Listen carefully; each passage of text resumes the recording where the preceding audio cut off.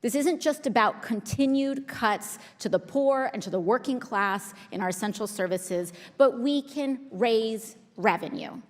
In fact, in tax cuts in 2017 passed by the other side of the aisle, we see wonderful tax cuts for yacht owners and private jets.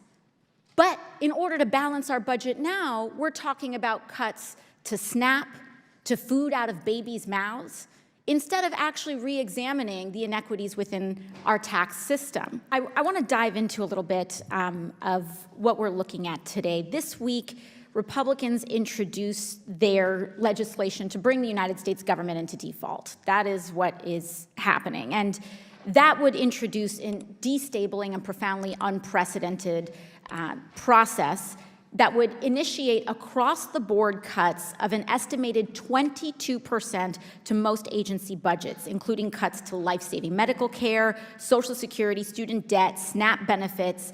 And in all of that, my colleagues seem to forget another way to solve our impending fiscal crisis. Let's look into the decreasing IRS's revenue that has contributed to a loss in revenue from taxing the wealthiest Americans. Mr. Dodaro, how much have appropriations for IRS enforcement activities decreased since 2010? I'm going to ask Jay McTighe, our expert in IRS, to respond. Thank you. Thank you, Congresswoman. The appropriations for IRS have declined considerably since 2010, roughly 20% when adjusted for inflation, and roughly the same amount when looking at enforcement in particular.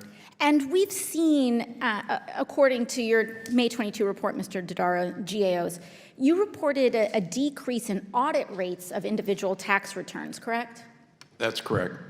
And in that same report, you state that the tax community has also raised concerns about whether the IRS is selecting taxpayers for audit in an equitable manner. Can you explain the concern with respect to the equity of audits, and particularly any drops in audit rates for incomes making over $500,000 a year? I'll ask Mr. McTighe to respond. Again, thank you, Congresswoman. In the report that you referenced, we did point out that audit rates have declined by about a third since 2010 across the board, but they have declined more dramatically for higher income individuals. And the reason behind that has really been a resource and a capacity issue.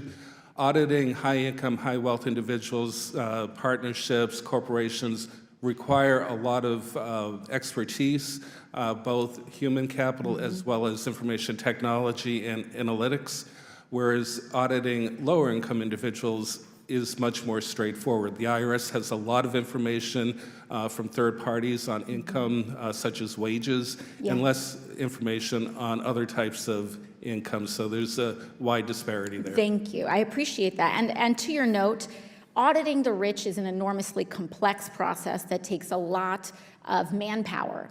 And the cuts to IRS enforcement are strategic, and they have resulted in a loss of revenue. Is that correct?